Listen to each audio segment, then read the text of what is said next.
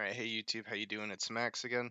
So, well, recently Julie and I have been playing this game on Steam called the Quarry, and it's kind of like this game where uh, it's like a movie game. I would try to describe it. So, it's the mechanics are very minimal. You kind of can tap like move. You press like a button. You don't really do a whole lot of like intricate like game. It's very story driven, and it's very horror themed. So with Halloween kind of coming up in a couple months or so, I thought it'd be interesting to sort of I guess rank the characters. I did like the Stardew Valley tier list ranking, and I guess why not do something like this. I was gonna do like maybe like a review of the game, but maybe I'll just do that while I do this. I do think that the Quarry is a solid game. I'd rank it like probably like a B. Um, it's kind of one of those games where it, they try and make it very like modern, I think. And what I mean by that is like the dialogue. They try to make it like really hip, and I feel like it's like very like Zoomer-y in a way, where they kind of like I don't know. If you play it, you'll know what I mean. Where like sometimes they're very awkward, and the dialogue just kind of like feels like it misses, but you can tell they put a lot of time and effort and energy into the dialogue. And so it's kind of like charming in a way. It's a little bit cringe sometimes, but I figured I would like that's kind of one of the I think highlights just the characters themselves bantering with each other. So I was gonna rank the characters for that reason, since that's kind of like the main, I guess, appeal. I guess is the characters, the playable characters. So there's nine characters. There's Jacob. He's kind of this macho but sensitive kind of guy. Where I think they do like kind of like all the characters feel very like kind of Gen Z-ish in a way, where they're kind of like I guess more modern or portrayals of characters like kind of a little bit woke in a way. I don't know. That's just kind of the vibe I got. But he's kind of like this macho, but kind of like at first you might think he's like a toxic masculine kind of guy, but he's really kind of got like this soft, gentle spot, and he cares about his friends. And all the characters they do have their flaws, but they also have like these kinds of charming, redeemable qualities as well that kind of make you like them in a way. So that's Jacob. Emma is, I guess I'll rank him as I go. So I'd say Jacob's like an A tier. He's very, I think at the beginning he's kind of like, you've got like a radar going with him, but like as the game kind of goes on, you kind of like feel for him. He doesn't get as much screen time as I would want though. I think that like he gets a lot of time in the beginning, but once like starts escalating, he really doesn't do a whole lot. Um, and I probably should have said spoilers before this, but you know, I guess you're watching a tier list ranking kind of thing, so you probably are aware of that by now. But I feel like he just doesn't do. I won't do like any huge spoilers. I've played the game through twice, so I've seen a lot of different outcomes. But I'd say he's kind of stronger in the beginning, in mid, but like at by the end, late in the game, he's kind of like uh, not important. Um, Emma, I think, is also kind of in a similar boat. She's kind of like the girlfriend who dumped Jacob, so she's kind of like the influencer type girl. And Jacob's just kind of like head over heels for her. And I put her in B because I think that she's kind of she's a little annoying, but like you can kind of see some redeemable qualities in there. But she's kind of just like more about me, I guess. But you can tell she cares about her friends. She's just very, the influencer kind of stereotypes and all that stuff. So I put her in B for that reason. I think that like she's kind of like there's like some moments where I feel like she's very like on her own a lot for a lot of the early part, and I think that like there she kind of feels like she could be like a very you know strong character in those scenes, but then like by the end of the game, she's just kind of like not very important again. So I think the game kind of like expects her to die a lot of the time. Like I just don't know how useful she was in the end game. But I think that's kind of just like she's just a B character. Um Ryan is a character that I wanted to like more. I think I like him more than Emma. I think that like he has a lot of potential to be a good character. But I think he's just such a um he- he's just such a rule follower, I think.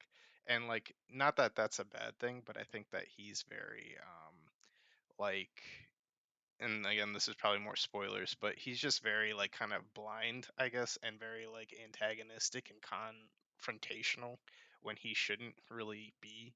I think he's got like this like dark, like not really dark, but like just kind of like a dry sense of humor. Like he's very monotoned, and I like saw myself in him a lot. But like the more I like kind of played him as the story goes on, he just felt very like um I don't know, just kind of like an obstacle more more than like a protagonist. I don't know. Like he's kind of like that like voice of like morality sometimes, but not even really. It's just like I don't know. I guess spoilers like the camp counselor guy, you know, there's going to be spoilers in here, so but it's, this camp counselor guy is like a werewolf, right? And he doesn't believe that the camp counselor guy is a werewolf. So he is just I don't know. He's just kind of like, nah, we shouldn't go kill the guy, but like that's like the only way to like cure the people at the time, that based on the information they have. So it's weird. He was very weird when you're like kind of RPing him, I guess. Um, just because of those kinds of things. But I'll let you play the game and decide for yourself. I think he's B. Um, Abigail's another character I thought I would like a lot more. I think I like her more than Ryan.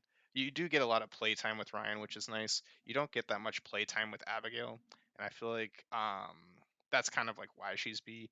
I feel like she's like a nice character with not really that many flaws except for her choice in men. But yeah, she's just kind of like not really compared to all the characters collectively. I feel like even like Max, who you only get to play like once, she just like doesn't really have that much personality. She's just a very supporty kind of character that really doesn't do a whole lot. Like if she died and wasn't in here, I feel like there wouldn't really be any loss, you know. Dylan, I think is S tier. He's my first S tier. I think at the beginning he was kind of like, you know, he seemed like an immature kid, but as the story goes on, he is definitely like probably like one of the MVPs, I'd say, on the squad.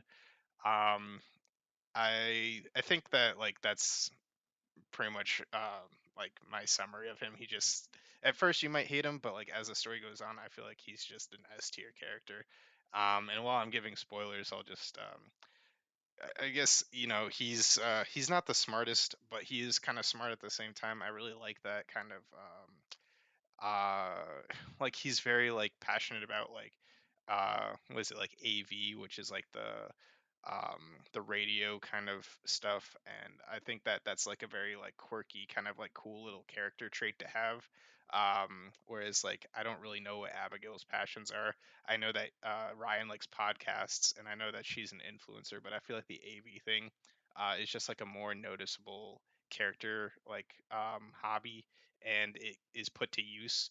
Whereas like Emma is really into like filming, and there's like a scene where she like takes a picture of a werewolf to use as evidence, but that really doesn't come back at all. And then like him doing the whole thing about the Hag of Haggott's Quarry with from the podcast, it's kind of just like, you know, setup, but like he doesn't really figure anything out with that. I feel like Dylan uses a lot of his skills, like his expertise with the crane games, his the AV thing, and like critical like plot moments that really complement the story well.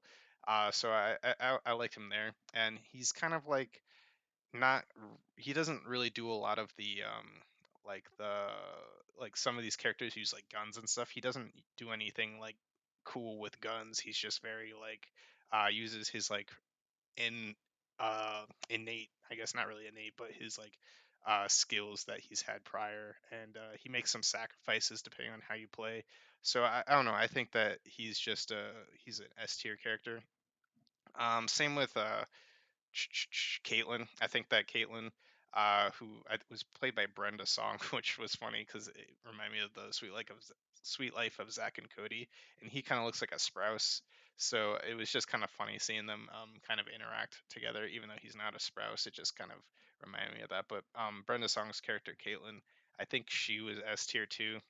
She's kind of like this leader, kind of boss girl kind of thing, and like she can shoot guns, she can fix cars. She's just very knowledgeable, very like leader focused. I think I like Dylan a little bit more than Caitlyn, but I think that she's still S tier. um, yeah, she there's a scene where she gets a gun stolen from her pretty easily, and I'm not really sure if there's a way around that. There might be, but we played through twice, and both times the gun was stolen from her. So uh, I think that was kind of like a weird moment, but maybe we just played it wrong twice. That's totally possible. But yeah, S tier character. Um, Laura, I don't know if I like her more than Dylan. I think I like Dylan the best, but Laura is also S tier. I think that she's just like a natural protagonist in this kind of game. She's she's uh she's dating Max, and you can tell she's kind of like another just kind of like very confident girl who's just uh grabs life by the horns, I guess, and just like keeps pushing forward. We played her a couple different ways. The first time she was a bit too, I guess, uh, confident, I guess you could say. We played her a little bit too confidently. But the second time we played her a little bit more empathetically, and it worked out a lot better. But I think that no matter how you play her, she's just a good character. Gets lots of screen play time. At the beginning, not so much. I think she's the first character you play, but then there's a big gap as they're introducing all the other characters, and then you see her kind of get a lot of play time. And I think that play time's pretty interesting and pretty fun, and she's just a good character with a lot of drama going on with her relationship with Max and her relationship with the cop and her relationship with the other people. So I think that she stands out to me. Max, I feel like he's a love him or hate him kind of guy. I like him. I think that he fits his role really well in the story. You don't get to play him a lot, but he is this sort of he complements Laura really well. He's just kind of like he's not the sharpest tool in the shed. He's not super useful, but he's kind of just like relatable and kind of like a lovable loser kind of character in a way, and you kind of root for him. And I guess that's why I kind of like him a bit, aside from his name being Max. But you can just tell he really cares about Laura. He doesn't have like the most emotions, but I still feel like it works in a way. I don't know. Like he's just very like kind of like he has like a defeated kind of attitude all the time. Um, but I don't know. I think he's well casted. I don't know why. I just liked him a lot. Um, I think that his like dialogue with Laura and like when they're in jail and stuff is just really good too. And just how he's kind of like torn with his condition.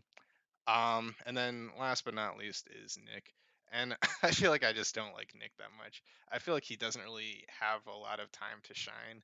Um, he's kind of boring at the beginning, and then the only real time you see him as himself is when he's like dating, going on like dates with like Abigail, and he's just kind of like boring to me. I don't know.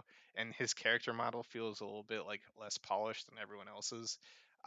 But he's just kind of like there to become a werewolf, I think. Like that's really his thing. I think that if you could get rid of Nick, it wouldn't mean that much except for the fact that he turns into a werewolf and becomes an issue if you don't like deal with him. And because he could like kill a lot of your characters. But I think that yeah, he's just kind of boring compared to the rest of them, in my opinion. But yeah, so pretty much Dylan, Laura, and Caitlin. Those are my three favorites. Max and Jacob. I really like them a lot too. I think they're great characters. Abigail, Ryan, and Emma. They're kind of boring to me. And then Nick, I think, is just like I don't know. He's my least favorite. But it's a good game. I recommend giving it a try, especially this Halloween season coming up. It does take a long time, so like probably like 10 hours of playthrough. I'd say 10 to 12 hours, um, which is decent. There's cool like movie mode features too. So if you don't really want to play the game, you just want to watch the game over a period of time, that's cool as well. Like sometimes I'll like kind of watch something on my second screen, so it's just like a cool game that you can kind of watch as you play as well. There's a cool little feature where you can um, kind of customize the characters for movie mode, which I think is interesting. It's called like director's cut. And I haven't really seen that before in a lot of games, so but it's a cool game. It is a bit expensive for I think what it is, but I think that it's definitely a good time, some good entertainment value. But yeah, that's a quick. Well, I guess it's not quick, but it's a short one compared to the other kind of tier lists I've done in the past. But yeah, have a good rest of your day. I'll catch you later.